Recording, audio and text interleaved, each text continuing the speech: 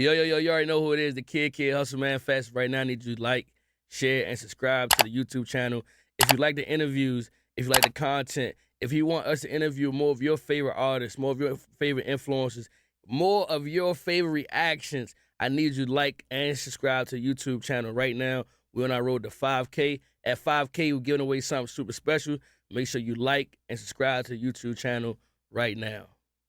Yo, you already know who it is, the Kid Hustle Man Fats. And today I have a special guest with me. And I say special a lot, but today is like a very special one because, one, this is my first comedian I've ever interviewed. Really? Yes. Okay. First comedian I've ever interviewed. And for you to be from my hometown, that's DC. super special because we in Baltimore and we represent. That's man. right. How you doing today?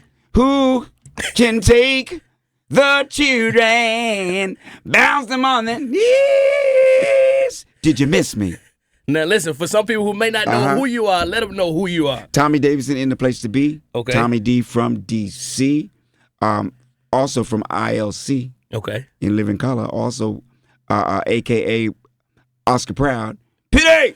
Two-Day! Where you at? All my roles. Let me see. Juwanna Man. Okay. Puff Smoky Smoke. Flat McNaughton. How do you like it? I just go on and on. Okay. We're going to get into all that. Yeah, Trust me, believe yeah. I got it right in the notes. Now, being from Washington, D.C., it's very tough coming from that area to be successful. How was that experience for you coming from Washington, D.C. to get to where you are today? I was halfway there because I was an assistant chef at Ramada. Okay. From 14 working at IHOP, and just getting out the streets from my friends. I got thrown out of the house when I was 14. My mother found, a piece, drugs, money under my bed. So she threw me out. And I thought, I'm going to have me a good time now. Yeah. And she walked by the liquor store where all my friends were, and that's where we shot crap and all that craziness. And everybody respected my mom in the neighborhood. So when she walked by, everybody stand up and say, "Hey, Miss Davidson." And I say, "Hi, Mom," and she ain't say nothing. And then all of them was like, "Ooh, what you do?" I'm like, "I'm sitting up here trying to be like y'all." Yeah. So I went home and tried to get in the house. And she opened the door with the chain on. Said, "What you want?"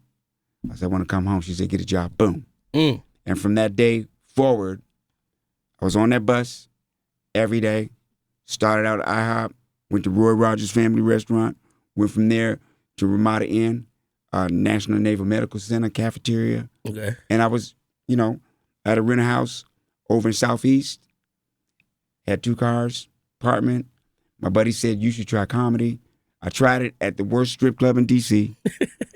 The dude looked at me and said, "You got 5 minutes." I looked at my friend Howard. I said, "Well, what do you want me to do?" Yeah. He said, "I don't care what you do. Say something on that mic." Yeah. And from the first thing I said, people laughed. And now I'm here. It's that simple. That's how it went down. So now, where you are now, would you be able to say, like, you've made your mom proud? I made her proud. When I dropped out of college to do comedy, she cried.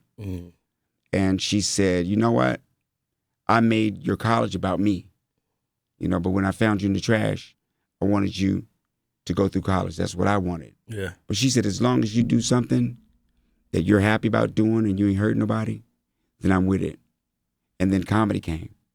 And even as a star, she never asked me for nothing. Ever. And she would trick me. Say, "I want a car. How much would you pay?" I said, "I can pay about $25,000. She said, "Give it to your kids. Put it in the bank." That's how she was. Yeah. She never went to one red carpet for me. Ever.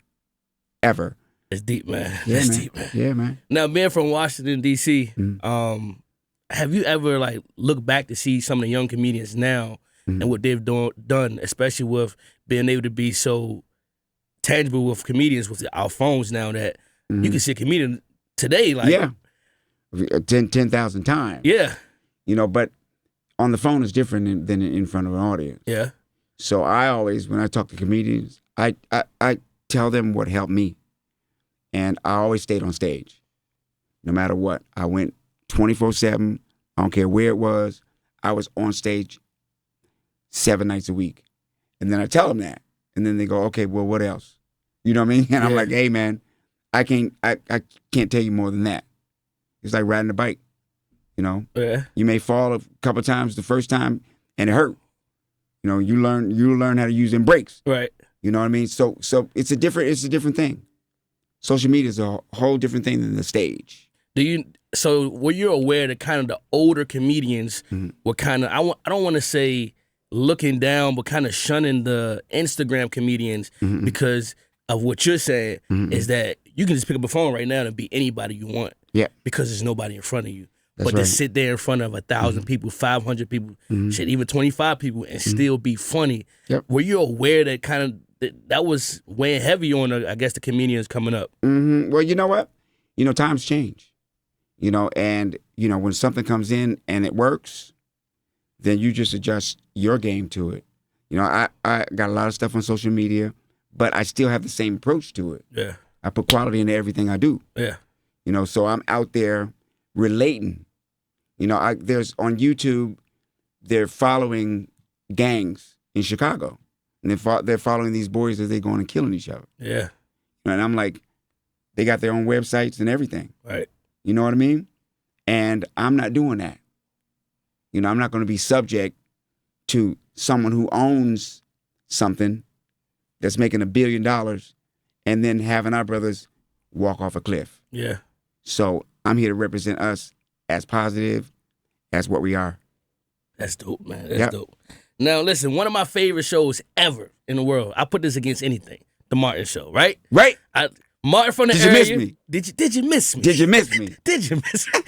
and the Varnell Hill show on Martin, classic. Hey. Classic. Hey, 2 episodes, the biggest one. How was it playing that role? Was it supposed to be this impactful, or was it just a filler situation? How, like, when they told you what it was, like, could you explain that role to me a little bit? That actually happened because I walked on the set and Martin was like talking mean to people. So we were friends. Yeah. We are friends. And we both came out to LA about the same time. So I said to him, hey man, when you start talking to people like that? He's like, man, you don't understand. You know, this is my show and I produce it and blah, blah, blah. I said, I'm on a TV show too. He said, yeah, but you ain't the star of it or whatever. So I said, okay, we'll see when we get in that studio. So when they said action, I ain't say nothing that was on the script. All of that was Globetrotter. All of that was Metal Like Lemon, full court hook. Are you serious? Or Jordan coming down. Tongue out. Bam. What are you about? You got a pool? No, I got a lake. Catfish delicious. I mean, just like behind the back. And he actually started laughing and he gave me my props because that's my man. So he was like, you know what, man? You're right. So, I mean, so the Varnell Hill show was written into the script, but the lines that you were actually saying were not in the script. Yeah, I'm like Batman with a utility belt. I'm like, hip, I'm like Bruce Lee, new moves. And I'm happy that a lot of the comedians, actors, are starting to have these conversations because I've learned that some of the stuff that Martin was doing in the show wasn't in the script. Yeah. It was a test to see who was going to laugh the most or who wasn't going to laugh. That's right. And he had that skill too. Yeah. But I had to bring that out of him in our scene. You know, because there's always a level that you can go higher. Yes. You know, so I demand that out of everybody, and they demand it out of me too. Jim Carrey, Jamie, Damon, Keenan, we made each other grow. You've been in a ton of movie shows, and some of my favorite ones, Joanna Man, Strictly Business, and Booty Call, right? Okay. Those are my favorite 3. Okay. Which movie did you have the most fun shooting? All right, this interview is sponsored by DPJ Houses. Make sure you tap in with my family over at DPJ Houses if you're looking to sell your property for whatever reason, rather it's a vacant property, rather the property is abandoned for years, if you're behind on mortgage. They're easy to work with, and it's an all-cash offer. Just go ahead and tap in with my people. Just text or call 443-526-3369, or if you want to email them, dpjhouses@gmail.com. This is an all-cash offer. Doesn't matter if you're behind your mortgage, vacant, abandoned property, or you inherited the property. They're going to make sure they take care of you over there at DPJ Houses. Make sure you tap in with them. Strictly Business. Tell me why. My first movie. Well, because I was the star of it. 2, the cast was really good. Okay. Me, Halle Berry, Samuel Jackson, Joseph Phillip. It was just a good cast. And plus, Uptown Records. Yeah. Did the soundtrack. So I knew Missy Elliott before she happened, Jodeci before they happened, Puffy before it happened, and I was there. I was in New York, Okay. and I experienced the whole thing. So that was the funnest. Okay. The funniest, I think, was Booty Call. Yeah. Okay. I knew you was gonna say the that. Funniest was Booty Call by far. But the one I'm proudest of is Bamboozled. Okay. With Spike, because he actually let me do some dramatic work. He let me do some acting. So, and then with Jada, in Woo, that was great for me too, because she picked me as a romantic lead. Now, I was up against Warren Chestnut, and all the hunks or whatever, you know what I mean? And she chose me. And we became the best of friends, and that was an experience I can never replace. And then Ace Ventura, too. Yes. With Jim. Yes. Carrey, because he just called me on the phone and said, I got a role for you. He's the only person out of all of the black people that didn't audition me for the movie. Really? Yep. Do you believe that relationship is more important than the work? Because a lot of people work hard. They work hard. But you'll see people get roles similar, like how you just said, because of a relationship, how he just called you, and you skip the line. Do you think that relationships are more important than the work, or you think that work is more important than relationships? I think the work will create relationships. Okay. So the level of work that you do is the level of relationship that you will have. You meet water at its own level. So it's what you bring to the game. Yeah. Like, for instance, Dennis Rodman, right? Detroit Bad Boys beating everybody's ass, and the color hair and all that stuff. But Jordan knew he needed him. Yeah. So he brought him on in, gave him respect, and they balled out. And that's how I do it. I just let everybody do their thing, and I'm going to do mine. As a comedian, right, do you think it's your responsibility to talk about social things that are going on or any other issues in the real world within your work? I'd be weak if I didn't. If I have a microphone and I have a platform, then let me tell my people the truth, because they ain't getting it. Yeah. They ain't getting it from white folks. Right. We gotta be our own best friends. And that's, that started a long, long, long time ago. We built the wealth of the country, and in other words, we put cotton on their drawers. Yeah. So they can be calling me the N-word, and there they are with cotton, filtering out their farts or whatever. Right. We built it. You know what I mean? And we know it. You see? And so I never back off of that. Why would I? I mean, a lot of people are nervous of today's culture, which is the cancel culture. Yeah. A lot of people are nervous of the putting the shelf and never get an acting role culture. Yeah. And to me, it just seems like you lean into it like you're driven by something else. You know what I mean? Yeah. And it's simple. Cancel culture. How are you going to cancel me when I am culture? How do you cancel culture? I am culture. This is a perfect segue to my next question. In this business, it's easy to get in it. You can get in it real fast. It's hard to stay in it. Mm-mm. Over the years, you personally have beat the cancel culture. Mm-mm. You've beaten the fall off culture. Mm-mm. How? Why? Faith and hard work good together. Faith is not easy. I don't got a problem with faith 1,000% until I have to have it. Waiting 20 years for something to happen. Sticking in there at the clubs for 3 years straight, catching the bus after I had a car. And just taking your lumps the way you do or the way you have to, and just keep your goal in mind. Make a man out of you. And so I worked so hard on my stand-up that it's just good off the cuff. I worked so hard on my acting, it's just good off the cuff. My writing is just good off the cuff. It's what I put into it. When you see a guy like Patrick Mahomes, you just see the quarterback himself, but what's the work ethic? Yeah. What went into it? Now, I didn't expect this conversation to go this deep, but I don't. It just. No, we good. It's We just good. God just is taking That's me this way. what it is. And I ask this question to everyone who I interview. Some people give me a very shallow answer. Some people really think about this, and I want you to think about this. Okay. We have this day that we're born, right? Whatever year, whatever day, whatever time you were born. On your tombstone, you have the day you demise. Right. Whoever you believe in, God, Allah, whatever. Right.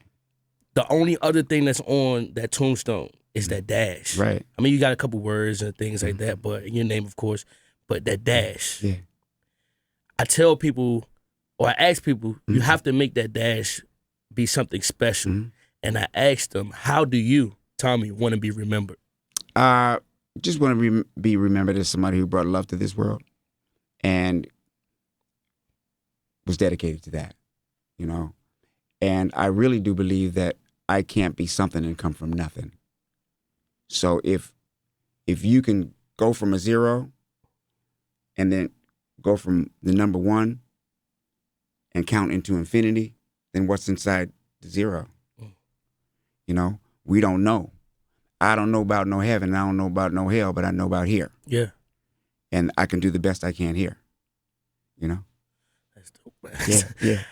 For anybody who wants to be like you, Uh-huh. wants to get into acting, you know, they may not be as funny or they may not have the writing skills that you have. What advice do you have to them? No means not yet.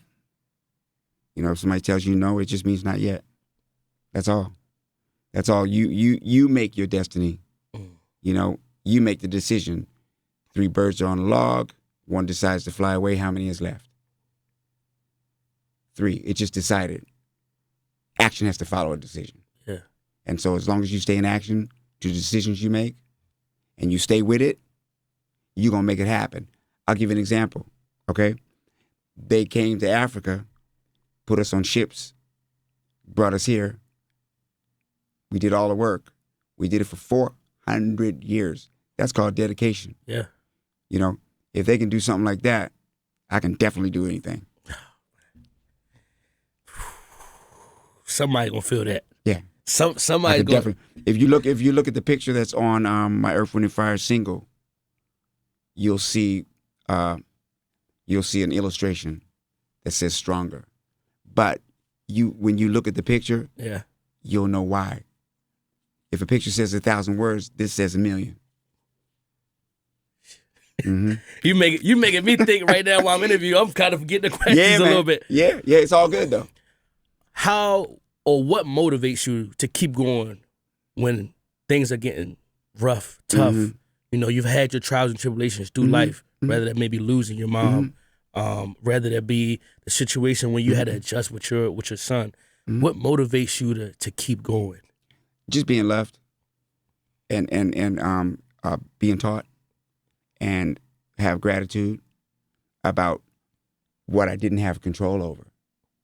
You know, a lot of people poured a lot of good things into me when I didn't know any better. And I ain't going to forget that. And what I do is I try to do the same thing for others. You know, that's to me, that's balance. You know, you give to get. You give to get. You don't take. You give to get. My mother used to be one of them kind of people, you know, we was on welfare and she would bring the groceries home and start giving little kids food. And I was like, what you doing? And she's like, you ain't telling me what I'm doing. Yeah. I did it. Right. You know, she was trying to teach me open hand can give and receive.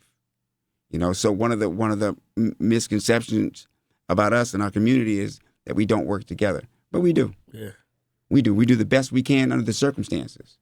You know, somebody's trying to tell us we ain't what we are. You know, somebody trying to tell us that we didn't invent anything. But we only invented trigonometry, geometry, and a bunch of other agriculture, okay? Yeah. Writing, animal stalls, irrigation, bridge building, all of it. It all had to happen somewhere first. Fire extinguishers. Hey, man. Yeah. We can run it all. Yeah. So it's like somebody's telling us we're not what we are and we know what we are and we don't fight it. Yeah. All right, so We got real deep. We got real You deep. went real there, quick. man. I'm like, hey. Hey, we just went together. You served. We just going back and forth. I love it. Let's get a little funny for the people real quick, all right? So you play tons of roles, you know what I mean? Tons of them, and you've run them forever now.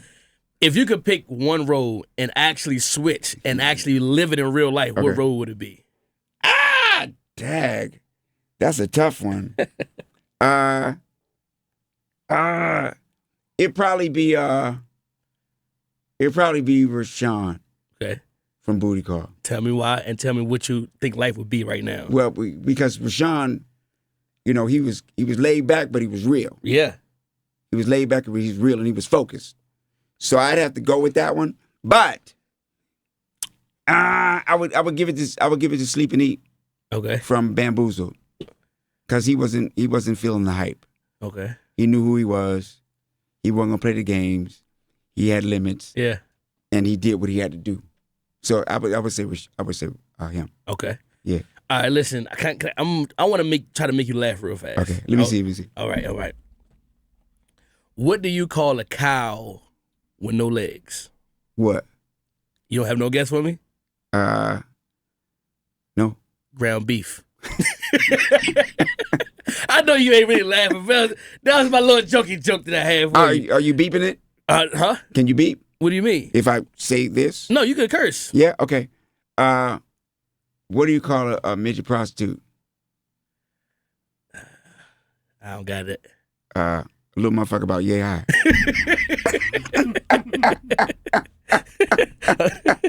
The laugh is killing me even more.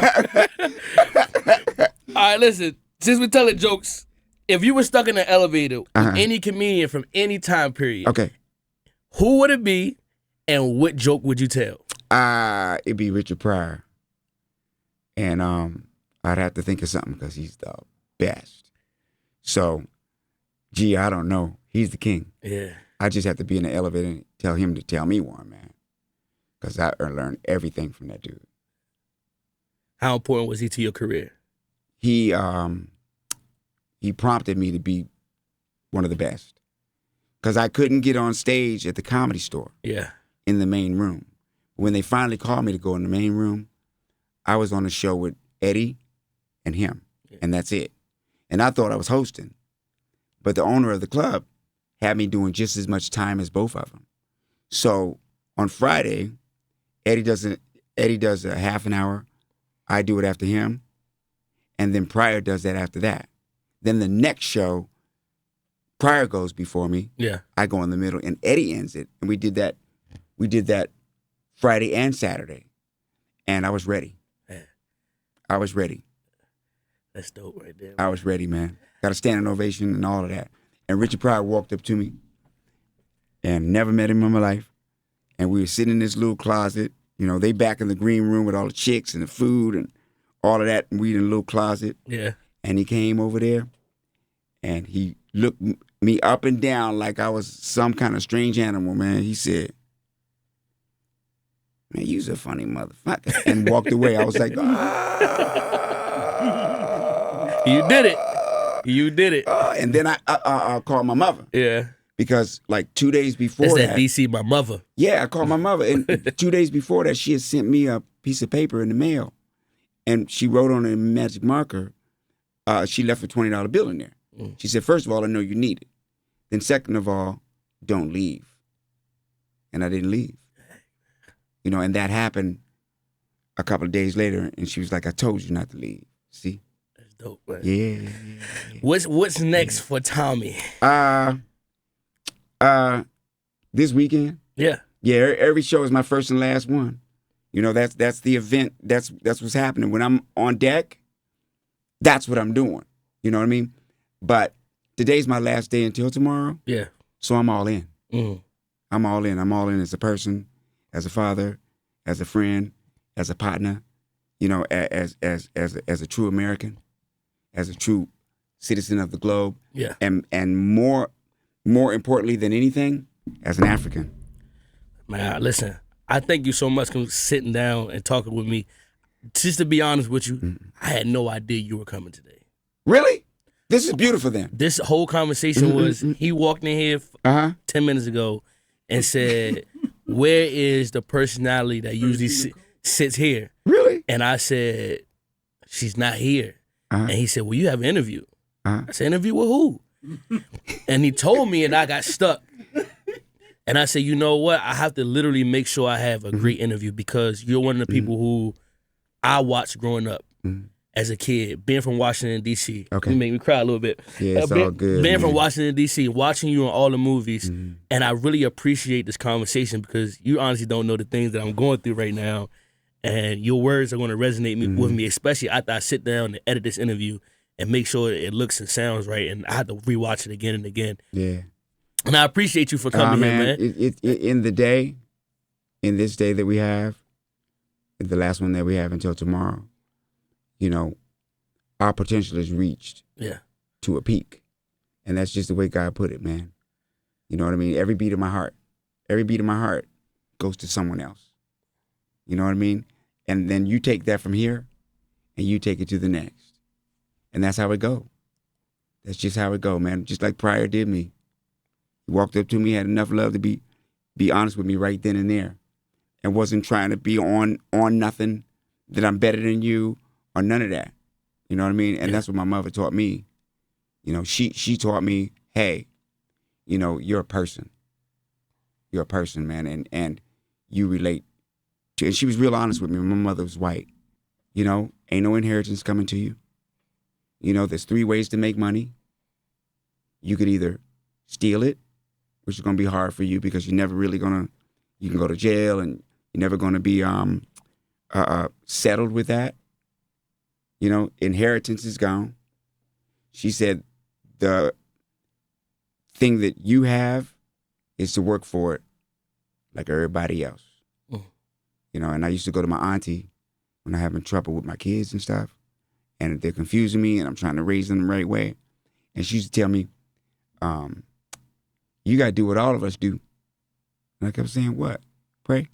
Yes. Yep.